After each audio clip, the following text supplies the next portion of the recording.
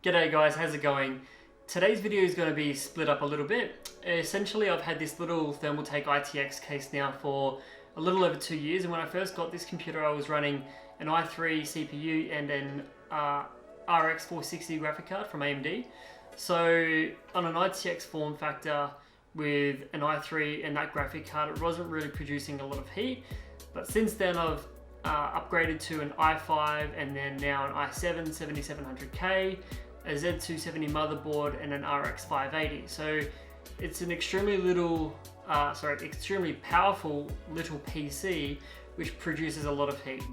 Now when I first got this computer and I was running the i3 and the i5, it wasn't really producing a lot of heat, but now with the i7 and the RX 580, when I'm gaming or streaming, working on it, doing editing, it gets really hot. So with this case I've made some modifications. I've added a Cooler Master 140mm liquid cooler to the front, and I've also sort of ghetto rigged a Noctua fan 120mm to the top with some cable ties. So there was actually no placement for a fan there, I just had to add one in to sort of help exhaust the hot air. So I think I've really pushed this case to its limits as far as what it can cool, and so that's the reason why I sort of decided to go to a little bit bigger case, the Phanteks case, which has got the option for adding a little bit more fans and radiators, and hopefully give the case a little bit more breathing room for getting the hot air out. In the Australian summer, plus a really small studio, it's essential that you try and keep everything as cool and quiet as possible, as you know, if you're spending hours in there, you know, it can get quite uncomfortable, as these computers can act like little heaters sometimes. So today what I'm going to do is essentially break down this computer, take everything out and transplant it into the new case from Phanteks. It's the Evolv Enthoo ITX case in white. I decided to get the white case just because it's different. Not many people have white cases, everyone goes with black these days. And the aesthetic that I'm trying to go for is going to be white with like white LEDs on the inside, try and keep everything looking clean and cool as possible. So I'll give you my thoughts maybe at the end of this video on that case, and also at the same time we're going to be taking out the 7700K and doing a Delid on that CPU as well, as at the moment I'm having to run the CPU at its stock speeds. And if anyone knows about i7s and the 7700K, kind of keeping it at stock speeds, you're losing a lot of value, because a lot of the value in that particular chip is overclocking it and getting it to 5 GHz or above. And for this entire time that I've owned the chip, it's always been at its stock speed. So we're going to be doing a Delid and replacing it with some Noctua NTH1 thermal paste. We'll see how that goes. If it's not any good, or if it hasn't made any difference, then I'll probably do a follow-up and order some Thermal Grizzly thermal paste and replace that as well. So I've never done a Delid before, so it should be quite interesting. From all the tutorials that I've watched online, it does look like it's a pretty simple process, but you do have to be quite careful that you don't damage the CPU, otherwise it can be a $400 or $500 replacement cost. So I'll take my time doing that, and yeah, should be fun. So I'll do a bit of a take apart of this computer case and maybe share with you some of the tips and tricks I sort of have found over time with this particular case in building PCs. Bit of background is that I actually have been building PCs for probably close to 10 years now or longer, not just for myself at home, but for customers at retail shops and in different businesses. So there are some tips and tricks that maybe I can share with you that hasn't been shared online. Either way, sit back and relax, and I hope you enjoy this video.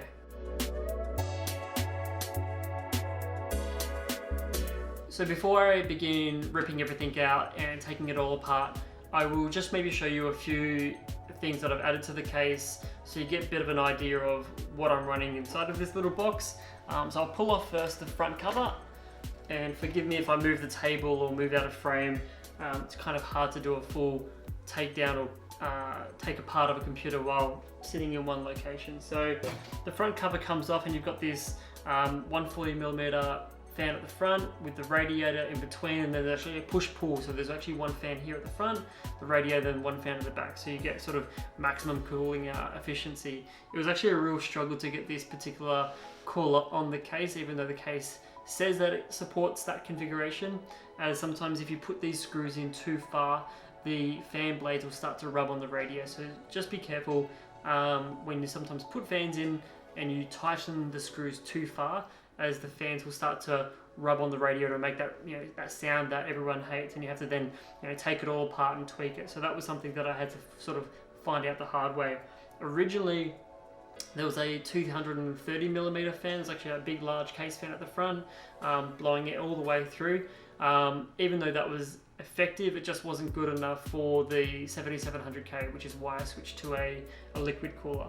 And all-in-one liquid coolers now are so much easier than getting the reservoir and the pump and manually building it.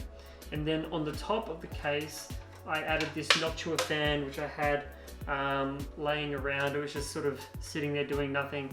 So I just sort of cable tied it to the top. The good thing about this case as well is that every side panel and the top panel are the same size, so you can interchange panels with each other. So I decided to switch the glass from the top to the side, and then put the ventilation on top because hot air rises, and put that fan sort of pulling the air through the case. So the air comes through the front and then the hot air leaves the top. So, but that fan only actually comes on when it's getting above 70 degrees Celsius on the CPU. So just when I'm doing just like basic work and the CPU is not really being pushed too hard, that fan actually just remains off completely, to keep the noise down as much as possible. So we'll just go ahead and probably switch off the computer first. I just wanted to leave it on so you could see the fan spinning, a bit of added effect. So we'll pull out the top fan first. So that's the top panel with the fan, which is kind of, jerry-rigged on there with some cable ties. So it was fine. It didn't vibrate. It served the purpose perfectly fine. I'm just going to chuck all of this on the ground. And then the next thing we'll need to do is actually go ahead and disconnect all the power cables. So first things first, we'll disconnect, I guess, what's most accessible. So we'll start with the graphics card, and then we'll go ahead and we'll look at things like the motherboard 24-pin connector, the hard drive connectors. So when I take apart computers, generally speaking, I just try and go for the things that are most obvious and easy, sort of easy to access. Some people say you got to do it this way, you got to do it that way. To be honest, it really makes no difference. So these are the RAM sticks, so the DDR4 RAM sticks. I've got the standard 2400 megahertz speed. I haven't decided to go up anything higher than that. I don't really need fast RAM for what I do. It might give me a little percentage boost, but for the cost of RAM at the moment, it's just not worth it, in my opinion anyway. So the next thing we'll probably need to do is take off these side panels. So like I said, I actually change around these side panels. So originally this glass panel, well not glass, it's like plastic, but it's clear. That was actually sitting on top. So the idea was that people would look down into their cases, but because all the hot air rises, it's got nowhere to go. I decided to switch it to where the hard drives were, as where my computer is behind me when I sit at the desk, so it doesn't really matter what the computer, I guess, looks like. But for thermals, it definitely did. We'll take off the other side panel. So this case is the Thermaltake Suppressor F1, that's its full name. And in Australia, when I bought it, I think it's no longer being made, but because they replaced it with a newer model, which is essentially the same thing, same dimensions. But I picked up this case for around about $80, so considering I've had it for 2 years, it's been really, really good value. So we'll take out the screws that hold in the graphic card. Not doing this in any particular order, just doing it in the easiest way possible, really. So the next thing is the front panel headers for the USB, and then we'll probably have to start on the liquid cooler.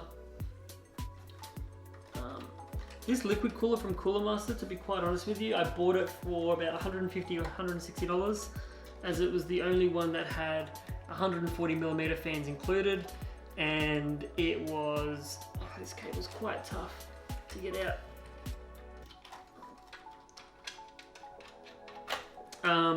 It was the only one for about $140 or $150 that come with the fans and could fit this case. based on the radiator size. So that's why I picked that cooler. But in all honesty, it's probably not the best cooler out there. If I could maybe go back and make the purchase again, I probably would have chosen the Corsair H series, as they can be, I guess, controlled with the pump speed on the motherboard. The pump speed is how much fluid is running through. So this one is essentially running it at 100% all the time, which is not always ideal, as you can burn out the pumps quite quickly. With the 24-pin cables, a quick tip is pulling them straight out just won't happen. What you got to do sometimes rock them back and forth in order to get the cable out.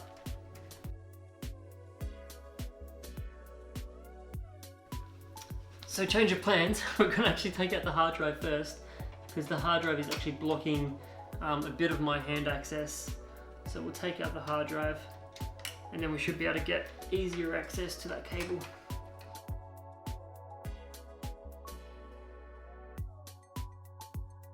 We'll take out the SSD now. If you follow me on Instagram, this is the SSD that I recently purchased from Kingston. It's the 480 gig SSD, which I picked up for about $100 Australian, which is a bargain. Considering when I bought my first SSD, it was 128 gig for $140. Now it's 480 gig for $100. It's pretty crazy. And it's like, what, 400 megabyte write speed? I know there's faster ones out there. I could have put an NVMe SSD in this motherboard, but for what I do every day, you know, I'm not going to get that added benefit from it. So there's the SSD, there's the hard drive, just a simple Seagate 1 terabyte hard drive for, you know, archiving all my games and recording all my live streams as well. So now what we'll do is we'll do the liquid cooler. No, I actually need it. So for some dumb reason, Cooler Master decided to use the flathead screw for the like the retention system for the cooler, which I don't really understand why you would use a flathead when every other company is using a Phillips head. It just makes life.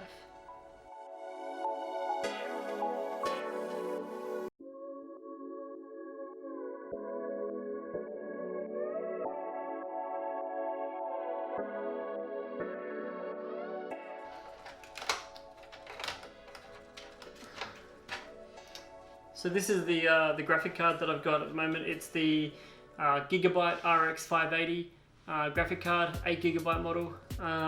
It's honestly, like, it's a bit of a heater. It creates a lot of heat when you're running it at full load, playing games and things like that.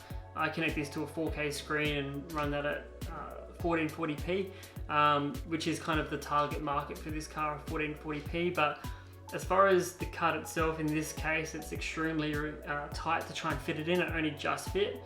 I actually didn't even measure the length of the card and the length of the case when I bought it, because it was such a good deal, but it will fit perfectly in the new case. So just when you are thinking about choosing an ITX case for your next PC, make sure you do research, or a lot of research, in regards to the lengths of components, like the things like video cards, your radiators, even things like the height of your RAM, making sure that when you put your RAM in, it doesn't interfere and block any other components that could be touching it. So I see quite often people buy, you know, the coolest, flashiest memory out there, which is, you know, really, really high. It's like almost double this height here of this module. And once they put the RAM in, and then they put their liquid cooler in, something's in the way, and then they have to go back and refund it or change it or whatever. So make sure you do a lot of research and planning about your lengths and heights with ITX cases, as it's a little bit more tricky to try and fit everything in compared to, you know, your mid tower, your full tower, where you've got all this room inside. So that's one other extra tip.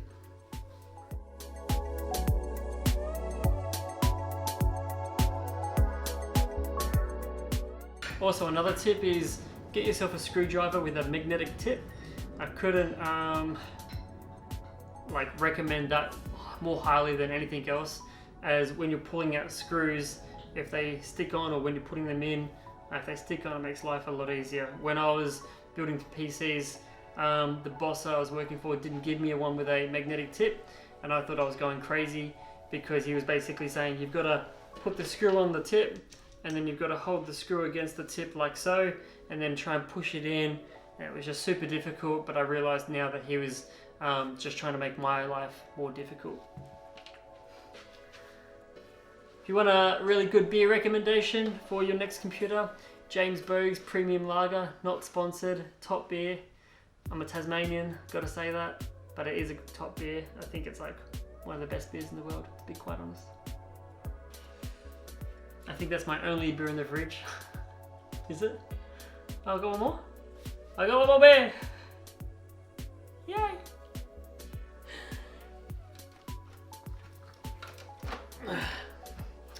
In Australia, it's actually, when you order a PC online, it comes included with an option of which beer you would like to accompany your PC. So when you buy up to $500, you get a 6-pack. Over $500, you get a 6-pack and a bottle of wine. Over $1,000, you get a case of beer and 2 bottles of wine. So I don't know what it's like in your country, but in Australia, that's one of the perks. You actually can't order unless you choose a beer to go with it. You don't actually need to be a certain age. It's kind of how most people get started on drinking. Is they're 15-year-olds ordering computers, and then this case of liquid turns up and they just start drinking it thinking it's Red Bull. But it's actually beer. And then they never leave their bedrooms for the next 25 years because they're just drinking beer and building PCs. But I like to think of it as you're supporting two industries. You're supporting the computer industry, and you're supporting the beer makers. You know what? You're also supporting people like the couriers, people in the warehouses that are putting it into boxes. It's the whole flow-on effect. It's great. So these are the 140mm. So one last thing to probably bear in mind is that with a small form factor case like an ITX case, is that because you've got less room for airflow, there's going to be more dust sucked inside of your computer. So if you do have a few fans on your case and it's a small case, taking the case apart, taking the panels off every 3 to 6 months and blowing all the dust out is definitely going to help with things like keeping the processor cool and the graphic card cool. So just bear that in mind with a smaller case as well.